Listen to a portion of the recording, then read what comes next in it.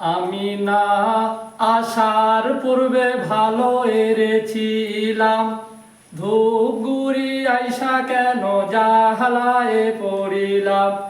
ইসমাইল ভাই, আমি না আসার পূর্বে ভালো এরেছিলাম, ধূপগুড়ি আইসা কেন জাহালায় পড়িলাম। ফ্যানটা চলে না, হাওয়া আসে না, ফ্যানটা চলে না, হাওয়া আসে না, দোজখের মধ্যে আমি আছি রে, আমি আর আসবো না হোস্টেলে তেরে পরীক্ষার সময়।